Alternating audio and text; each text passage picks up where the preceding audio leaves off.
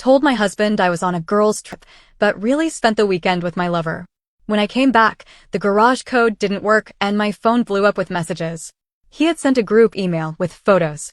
Subject line: introducing her secrets. I never thought I'd be the kind of person who would do something like this. But here I am. It started small, like these things always do. A little boredom. A little midlife crisis. A little too much time scrolling through old friends on Facebook, looking for something I couldn't quite name. That's where I found him. Someone from my past, someone who used to make me laugh. We started messaging. It was innocent at first. Then it wasn't. It turned into late-night conversations. Inside jokes. Compliments that felt like fresh air in a house that hadn't been opened in years. I let myself believe it was harmless. I told myself I deserved to feel excited again. And then, one day, I agreed to meet him. One time turned into two. Two turned into five. And then, suddenly, we were booking weekends away. I told my husband, Daniel, that I was going on a girls' trip to Asheville with my best friend, Amanda. It wasn't unusual. Amanda and I had taken weekend getaways before. He didn't question it. I packed my bag, kissed him goodbye, and drove off like I wasn't about to make the biggest mistake of my life. But I didn't go to Asheville. I went to Chattanooga, where he was waiting for me. The weekend was everything I wanted it to be. It was exciting, reckless, and full of the kind of attention I hadn't felt in years. I ignored the gnawing guilt in my stomach. I told myself I'd go home, act normal, and life would go on just as it always had. But the second I pulled into my driveway Sunday night, I knew something was wrong. The porch light was off. Daniel always left the porch light on when I came home late. Always. My stomach twisted, but I tried to shake it off. Maybe he just forgot. Maybe he was asleep. I grabbed the garage door opener and pressed the button. Nothing. I pressed it again. Still nothing. That's when the panic started creeping in. I pulled out my phone. The screen lit up with notifications. Dozens of them. Missed calls. Messages. Emails. And then I saw it. An email. From Daniel. The subject line made my breath catch in my throat. Introducing the real, my name, I tapped it with shaking hands. At first, I couldn't process what I was looking at. Then, all at once, it hit me. Pictures. Screenshots. Receipts. Messages. There was a photo of me and the other man, taken from across a parking lot. Another of us sitting together at a restaurant. Time-stamped messages. Screenshots of texts I had sent. Hotel bookings. My lies lined up neatly in black and white. And then my eyes drifted down to the list of recipients. My parents. My siblings. My boss. Friends. Amanda. Everyone. I felt like I was going to throw up. I jumped out of the car and ran to the front door. Locked. I knocked. Nothing. I pounded harder. Daniel? My voice cracked. Daniel, let me in. Silence. Then, finally, his voice came from the other side.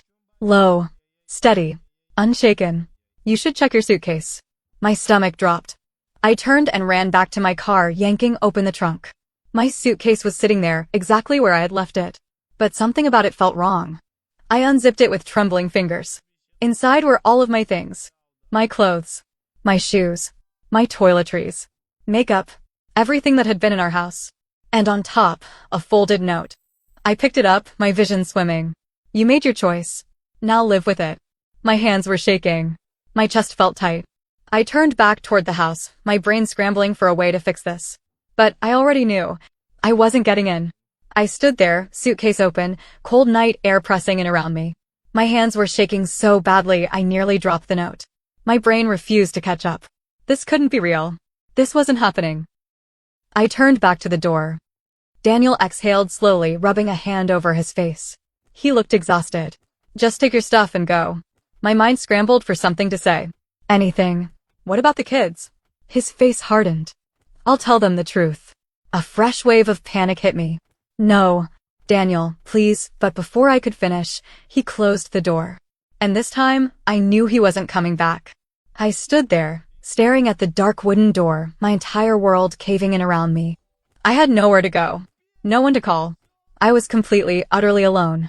I don't know how long I stood there, gripping the handle of my suitcase, staring at the closed door like I could will it to open again. My mind kept trying to rewrite what had just happened, like if I stood there long enough, Amanda would step out, shake her head, and tell me it was all some cruel joke. But it wasn't. Daniel had locked me out. Amanda had turned her back on me. And everyone I knew had seen that email. I forced my legs to move, stumbling back to my car. My hands were shaking so badly that I nearly dropped my phone as I finally opened my messages.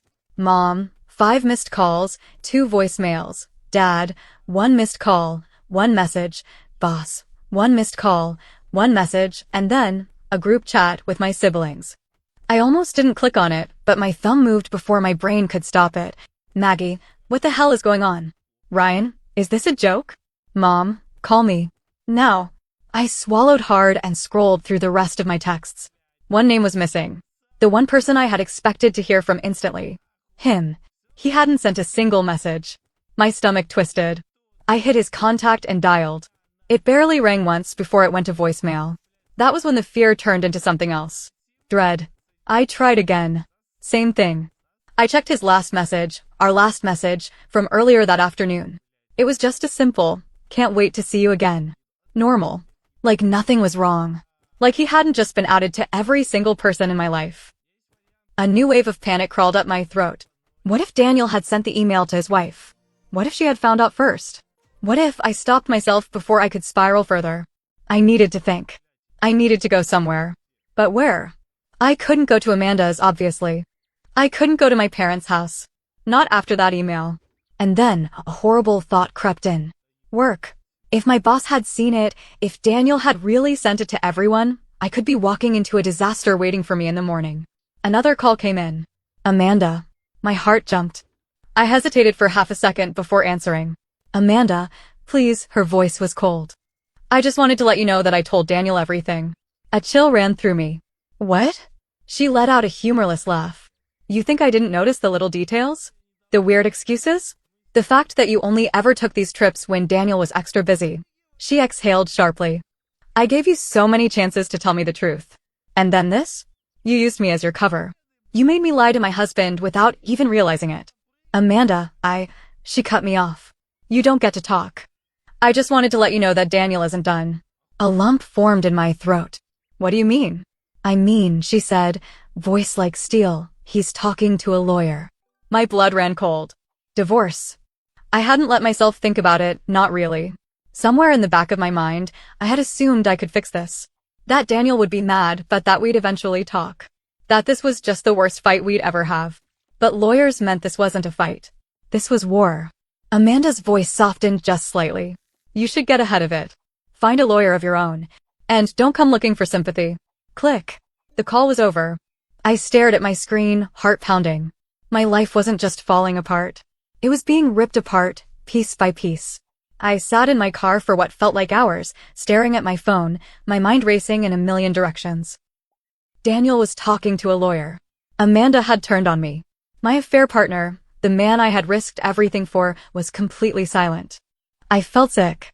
The kind of sickness that isn't just in your stomach, but in your bones. Finally, I did the only thing I could think of. I drove. I didn't know where I was going, but I couldn't sit there anymore. My hands were shaking on the wheel. My vision blurred with unshed tears. Every road felt unfamiliar, even though I had lived in this town for years. I ended up in a grocery store parking lot. Empty, dimly lit. The only sign of life was a few carts scattered near the entrance. I turned off the engine and called him again. Straight to voicemail. I gritted my teeth and texted him. We need to talk. Call me. Nothing. My breathing came in short, panicked bursts. I knew what this meant. I knew. He wasn't ignoring me because he didn't know what was happening. He was ignoring me because he was saving himself. Because his wife had already found out. Because I had just ruined my life for a man who had no intention of ruining his. My phone buzzed, and for a split second, I thought it was him. But it wasn't. It was Daniel. Daniel, meet me at the house. We need to talk. My chest tightened. I didn't know if this was a good thing or a very, very bad thing. But I didn't have a choice. I turned the car around. When I pulled into the driveway, the porch light was still off. The house felt different. The warmth, the familiarity, it was all gone. It felt like a stranger's home now. I stepped out of the car slowly, my heart pounding in my ears. Daniel was waiting in the doorway. He didn't say anything. Just stood there, arms crossed, jaw tight. I walked up the steps, every inch of my body screaming at me to turn around, to run. But I didn't. I stepped inside. And that's when I saw them. My parents. Amanda. And Daniel's brother. My breath caught in my throat. The weight of their eyes crushed me. My mom looked like she had been crying. My dad's face was carved from stone. Amanda wouldn't even look at me. And Daniel. He was calm. Too calm. This isn't just about you and me, he said quietly. You involved all of us. My mouth opened, but nothing came out. I want you to hear what you've done, he continued. His voice was steady, but I could hear the pain underneath it. I want you to understand the mess you've made. Silence. Then my mom, my own mother, spoke. I had to find out from an email. Her voice shook, but not with anger. With disbelief.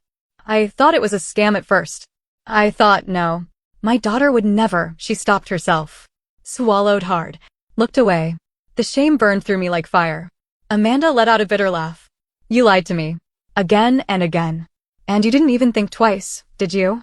My voice cracked. I never wanted to hurt you. But you did. I turned to Daniel. No, his voice was sharp. Final. I don't want an apology. I don't want excuses. He pulled something from his pocket. A folded piece of paper. He held it out. I didn't take it. I couldn't. What is this? I whispered. You already know. I stared at it, my hands refusing to move. This is happening, he said. I already talked to a lawyer. I'm filing for divorce. Everything inside me shattered at once.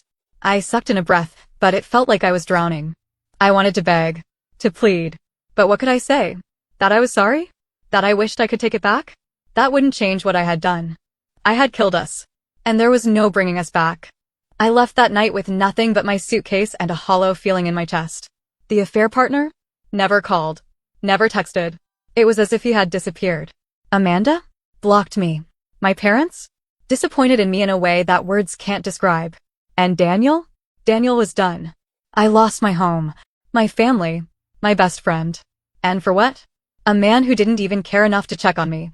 I moved into a tiny apartment across town. It was empty. Cold. Nothing felt real anymore. The divorce was quick. Daniel didn't want to fight. He just wanted me gone. I thought the worst part would be losing him. But the worst part was losing myself. Some nights, I stare at my ceiling and wonder what would have happened if I had just stopped myself.